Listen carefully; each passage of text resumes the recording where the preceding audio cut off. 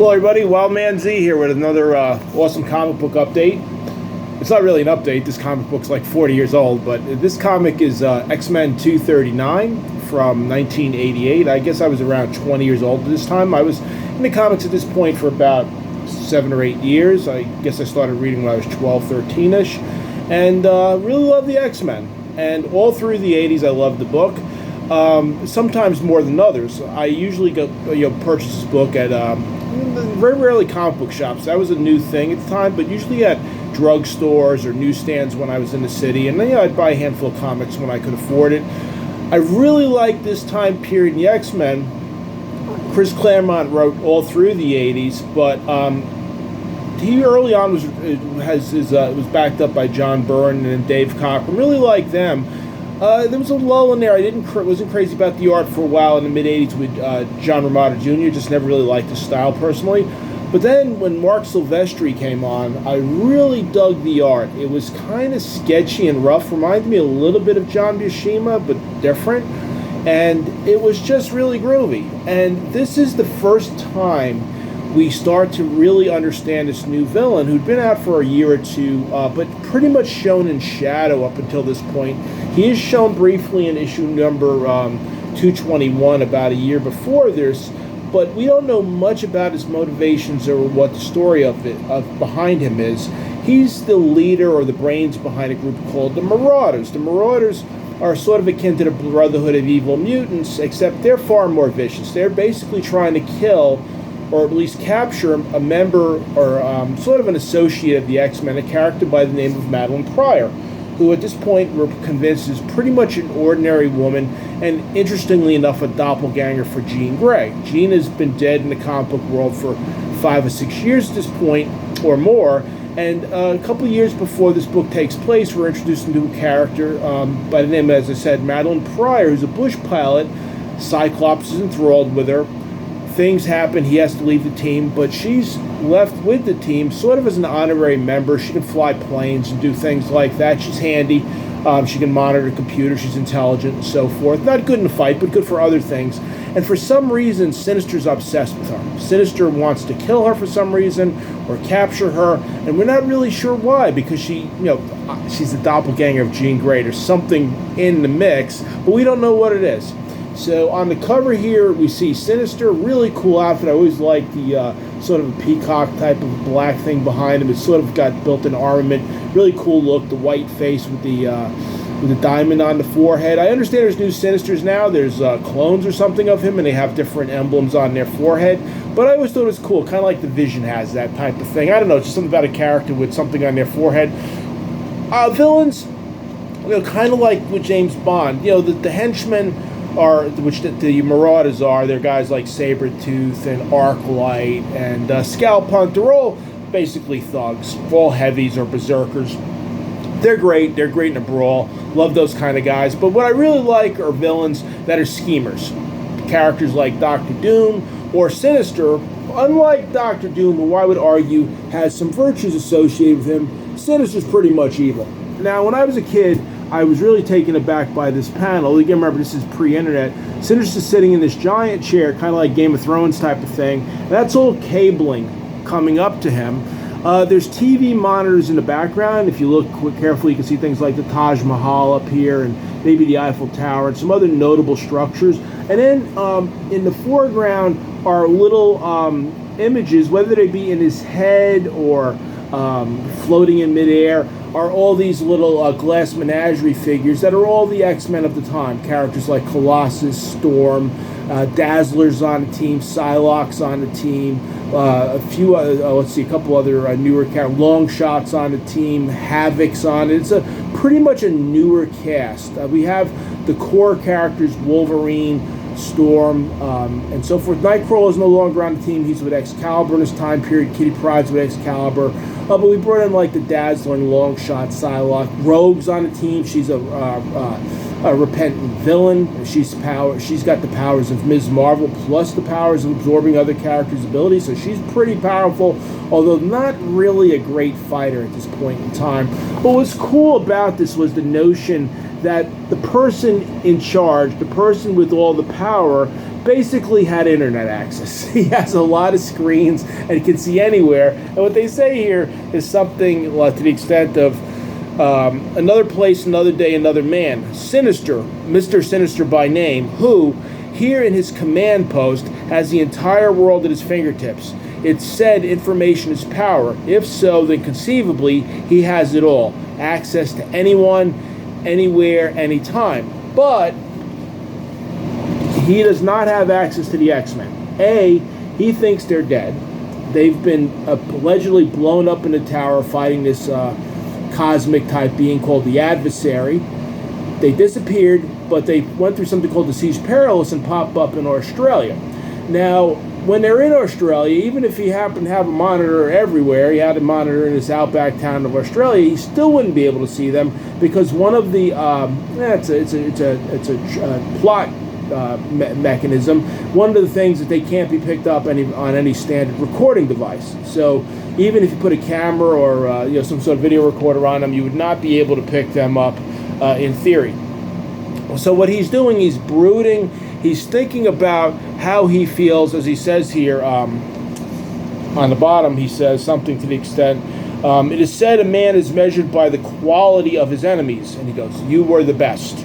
He goes, how I was looking forward to that ultimate test of wits and skill and strength. He goes, but now, no thanks to me, you are dead. And then he says here, he says something to the extent of, I feel diminished. Dude is like Dr. Doom's kind of like that. He doesn't want to see Reed Richards particularly just get killed. He wouldn't want to see, I don't know, the Annihilus come in. He might even help him.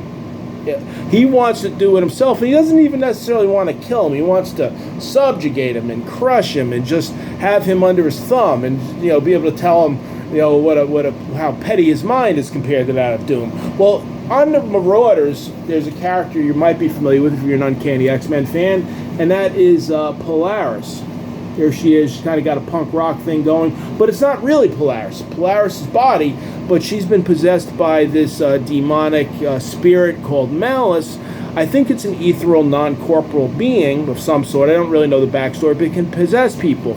But she's kind of irate. Now, she's actually livid because she's been trapped in the body of Polaris. Of course, Sinister did that because Polaris is ultra-powerful. She's basically as powerful as Magneto, but now she's got the embodiment of somebody he's in control of, plus somebody who can possess other beings temporarily, but she has to come back to the body of Polaris. She's got a home. She doesn't like that. She likes to be free roaming, and we don't know exactly what the powers of Sinister are, and I still really don't after 30 years, but just in midair, he snaps, clenches his hand, and she falls out of the sky, and he just picks her up like a rag doll. He's obviously huge. He's about 10 foot tall, holding her in midair.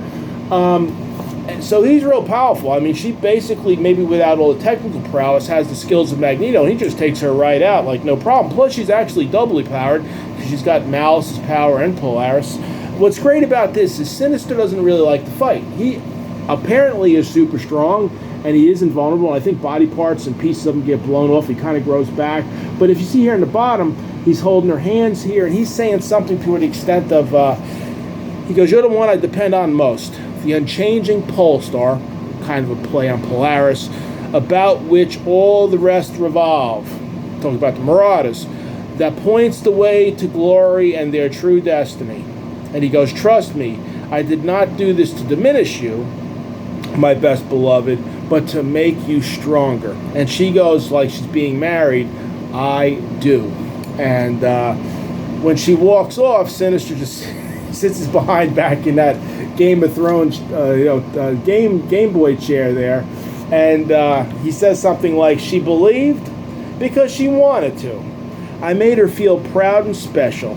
It confirmed her standings in her own eyes as first among Sinister's host and in his heart. A pity she forgot Sinister has no heart. I love villains like that. I love when they talk a lot of crap and they got schemes and they're just using people. So what he does now, it's a character building issue, I should say, which Chris Claremont's the author, is absolutely a master of. If he still writes, I'm sure he's got this down. He's good at character development, integrating a whole bunch of plots, and knowing how to like just like in literature, sometimes you have to back off and pace the story a little bit to give you a time to let other things ferment. And so what he does in this issue is basically we learn a little bit about motivation of Sinister, mainly as his attributes in terms of scheming. We don't really know what he's trying to do exactly, but we know that it involves Madeline Pryor, and he knows that it involves him having to subjugate or defeat the X-Men. But he lets you know that this guy had a lot of plans. If they had lived, he had a contingency plan or a way of defeating every one of them as individuals, because he, not through physical force per se, but because he knew their weaknesses. He knew their weaknesses, and so he takes those little crystal menagerie pieces, he kind of pulls them out of nowhere, and he goes one by one through the team, starting really with Dazzler, of how he would have beaten them. And of course, some of this comes back later on because they're not dead and he's going to fight them for the next, well, he's fighting to this very day. So it's probably used a lot of his attributes. Dazzler, this is old school comics, shows up wearing a sexy red dress to a way out there, Hinterlands Tavern in the Outback. There's a bunch of dudes in there. I just love this. They just brawling. You see guys yoking each other up and punching each other in the face. But when she comes in, this is before, all the modern sensibilities. The dudes are all like, holy crap, check out her legs, look at her. They're all staring, and you see the little hearts, and they're all in love with her. And so she starts singing, and they're all dancing and holding hands and having a good time now. Suddenly there's women in the bar now. It's like it's all guys initially. But Sinister's, he's not seeing this per se, but this might have been something he had seen or imagined. He says, her goal was not to be a hero, it was to be a performer. He's like, she was a non-player. I could have gotten rid of her easily. She wasn't even really committed to the team. Meaning, he thinks in his mind, I didn't even have to kill her. I could just give her set her up for a good singing gig or something, and she's easy to divert. I'm not even worried about her. And then so we go to more serious characters. Then he brings up Havoc. Havoc is kind of filling in for his brother Scott on the team, and Havoc's ultra powerful.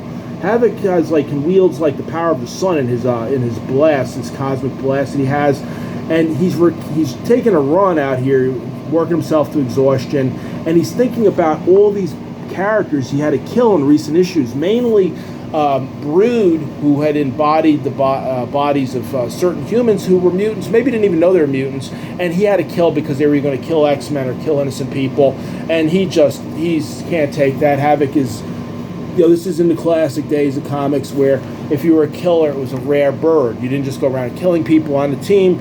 Arguably, the only two people who would kill people intentionally would be Wolverine, definitely. And then I would argue Storm, because there's a few instances where Storm has knifed people and done things where she's like, too risky, too dangerous, I got to do what I have to do. She's got a little bit of street-level sensibility to her. So for Havoc, he realizes that Havoc is struggling with guilt, and he'll come back to Havoc, actually. He puts a lot of emphasis on him, primarily because there's an interrelation with him and Cyclops and Madeline Pryor. Great image here of Madeline Pryor walking out of the light show left behind from Dazzler, who was just there riding by on a motorcycle, definitely inferring that she's got more than a coincidental relationship with Jean Grey. That's very Phoenix-like, of course. So what's happening now is he goes to Storm, and there's a lot of women on the team at this time, and I love that. He has Storm, and Storm, we pan to the Outback, and we see her looking at a screen, and what Sinister's saying as she's doing her thing and Sinister's narrating at the same time is that Storm's a new leader, and leaders need to trust their team. And so he shows a scene really quick that's occurring kind of in real time, or in the recent time of Sinister scheming here, with Storm seeing Jean Grey on the tube. In the Outback, they have a room that was left behind by I assume it was by the Reavers, that has, again, like their version of the internet. They have a lot of screens that go over the world. That's a big deal back in the day. I remember I had a friend that went to North Carolina, and we talk on the phone maybe once a month, and I'm like, what's the weather like? What's it like there? Was there hurricanes? Are there bears? Because we didn't have internet. You had to go to a library and read an encyclopedia about North Carolina, talk to somebody. So when she sees Jean Grey alive, she's been dead in the comic book world about 7 years at this point, she freaks out. She can't believe it. She's in her X Factor, guys, and the X-Men are in New York primarily, and the X Factor's in New York, and the X-Men are in Australia, and so we see Wolverine out there. We're going to kind of kill two birds with one stone here. Wolverine is picked up by a tornado, and he says, this ain't natural. He's like, Storm must be upset, and it's he says something like, he says, typhoon blowing up out of nowhere, must be Storm's doing. Wild weather to match, pretty flaming impressive. She's pulling out all the stops. Woman must be in a righteous mood, and she is. You say they show her beautiful artwork, booming out of a cloud. Really, just this is the Kirby mechanism. A lot of action lines, just booms, and it doesn't take a lot from Silvestri to convey great motion and action and emotion. So what happens here, if you look at this panel, Storm says something to the extent of, Jean's alive, and Wolverine's like, yeah, and then she's like, you knew, and he's like, yes, and she hurls him to the earth. She hurls him down, right? Of course she's going to save him in the next panel, but he's like going for a little ride here, and then he basically, so she can't trust him now fully, because that's like their crew, her, Colossus, Wolverine, those guys are real tight. They're going back to the original incarnation of the new X-Men. They've been running for a while now. People like myself, who are in their teens, 20s at the time, we think of this as the X-Men. We don't think about the original team. They're the inner core characters. Colossus, Storm, Wolverine, they kind of really trust each other. Rogue, Longshot, Gambit, not Gambit, excuse me, Longshot, Rogue, Psylocke, they're newer characters. Havoc's been there a while, but he's not a permanent team member. So, when she can't trust Wolverine fully, that's a blow to her. And Wolverine can't, he reveals in here that he didn't trust his senses fully. He said, I love Jean, I missed her so much. Maybe I was imagining it. Maybe it was, I got the senses were mixed up. Maybe I wanted it to be Jean. So he realized the thing that he values most, which is not his adamantium, which is not his recovery ability, the thing Wolverine really values most, in my opinion, is his senses. His sense of smell, his sense to read somebody, to read the room, the sense somebody gives off. That's his essence. The adamantium claws and all that stuff are extra. And to an extent, the recuperation's sort of a curse, because he might, they never really say it, but he might be eternal. He might live forever, and that's something. It's hard to live for hundreds of years and see people you love die. So I view his senses as being the most important thing. When he can no longer trust it, we get the Betsy Braddock, aka Psylocke, not as interesting as a newer member, less to play with. But what is interesting is Rogue. Rogue is shown down here on the bottom. Right in the inside here, and you can see her face looks a little different. That's because she gets knocked out, and she in a training drill, and she wakes up as Carol Danvers, Ms. Marvel. That she inhabits. I shouldn't say she inhabits Rogue's in her own body, but she has the skill set of Carol Danvers now. She's invulnerable to fly, super strength, and all that. But within her lives the mind of Carol Danvers. It's repressed. Usually Rogue, Anne-Marie Rogue, is in the driving seat. But sometimes if Rogue's in stress or if she gets knocked out, there's later issues where something happens and Wolverine tells Rogue, I think it's in Genosha, he calls her Ace. He says, I need Ace. I need Carol Danvers. Because it turns out Carol Danvers, besides being Ms. Marvel, used to be a S.H.I.E.L.D. agent. And she has a lot of fighting skills, spy skills, kung fu and stuff like that. That's not a big deal, but she knows how to use weapons. She knows how to be sleuthful and tactful and espionage. So on this mission, he didn't need muscle. He needed somebody who had street-level skills. And so he tells Rogue to go into the background, let Carol come out, and then he calls her Ace the whole time. They go on a mission together. It's really cool. But here they're saying that basically Rogue is inherently troubled. She's got two minds coexisting at once, and they're very diametric. Rogue is young. She was inclined to be a villain initially. She's temperamental. She's not in a fight. She'll make a bad move a lot of times. Because kind of like Colossus, she's got a lot of power, but her skill set is not honed at this point. Carol Danvers, on the other hand, even without powers, is a tough woman you want on your team. She's one of those characters in Marvel where you would have her on a team whether she had powers or not, because she's just a clutch player. And so they go back, interestingly, to Havoc, and they want to bring in Madeline Pryor to kind of weave them together. Havoc's out here rocking Speedos. He's listening to Devil in a Blue Dress, and of course, Devil in a Blue Dress does show up. It's a real play on words if you keep reading the comic. It's Madeline Pryor wearing a little sexy little blue outfit here, and she's coming on to him. He says something like, you're my, come on, you're my brother's wife. And she says, news to him these days, Alex, I didn't walk out on him. Cyclops has left for reasons I won't go into. Getting into the whole Cable, all this type of story. It's a complicated thing, and it's a lot of subplots here. Of course, she retreats into a darkened room, and he being an 80s type of guy, he follows her in there, and things happen. So inherently, there's deficiency there. Madeline Pryor, she's got a weakness. She's cheating on her boyfriend or would-be husband. So Havoc's got even more guilt. Besides killing people, now he's cheating on his brother's, cheating with his brother's girlfriend, and so forth. If you notice here, in the tank, in sort of an artificial womb in the background of Sinister, is Nathaniel Summers. That's basically Cable. Going to be Cable in future issues. I'm not sure. A couple years later, Cable comes out as a character. In here, we're starting to see some flashes, both in the panels, that just like Jean Grey became the Dark Phoenix, Madeline Pryor actually does become inundated with some sort of powers, demonic, and becomes the Goblin Queen. That kicks off what's called the Inferno, which is basically hell taking over Earth in Marvel world. That's Sim. He's a demon. He's a subsidiary demon to Belasco, who's sort of like a humanoid-looking demon. He's about as powerful as I would say Mephisto. I don't know if he's under Mephisto or not, but he's very powerful. Sim is not that magical per se, but Sim is just a really strong, tough, durable character. He can do some minor magics. But, he teams up with Belasco and a whole bunch of other type of demons. That was one of the first big crossover events in the late 80s. It was called the Inferno. And it crossed over to X-Factor and the New Mutants. And here you see the three incarnations of Illyana Rasputin. We got Illyana herself, the way she's typically shown on the New Mutants. Then sometimes she turns into magic, similar to the movie, partially armored, have flaming sword. But then there's another incarnation of her when she goes full demon mode, and that's called Dark Child, Childe. That pops up once in a while, and that's a wholly evil character. She's sort of the Dark Queen of Limbo type of thing. But at any rate, those are really cool comics. They were fun back in the day. A lot of goofy ads for candies and stuff like that. Awesome letter pages. Just a whole lot of good stuff. I like the facsimiles. This is an original that they make back in the day. One of my friends the other day said you shouldn't handle your comics like that. They're worth money.